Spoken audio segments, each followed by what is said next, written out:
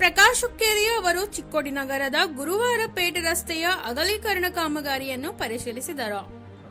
ಈ ಸಂದರ್ಭದಲ್ಲಿ ಸನ್ಮಾನ್ಯ ಶ್ರೀ ಪ್ರಕಾಶ್ ಹುಕ್ಕೇರಿ ಅವರು ನಗರದ ಚರಮೂರ್ತಿ ಮಠಕ್ಕೆ ಭೇಟಿ ನೀಡಿ ಶ್ರೀ ಸಂಪಾದನಾ ಸ್ವಾಮೀಜಿ ಸೇರಿದಂತೆ ವ್ಯಾಪಾರಿಗಳನ್ನು ಭೇಟಿ ಮಾಡಿ ಚರ್ಚಿಸಿದರು.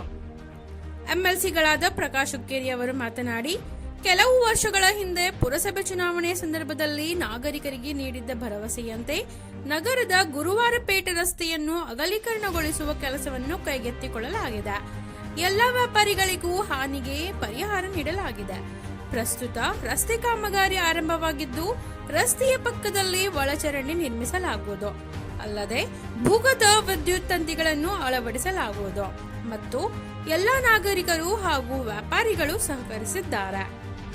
ಈ ರಸ್ತೆಯು ಅಂಗಡಿಕಾರರ ವ್ಯವಹಾರವನ್ನು ಹೆಚ್ಚಿಸುತ್ತದೆ ಮತ್ತು ಚಿಕ್ಕೋಡಿ ನಗರದ ಸೌಂದರ್ಯವನ್ನು ಹೆಚ್ಚಿಸುತ್ತದೆ ಎಂದು ಹೇಳಿದರು.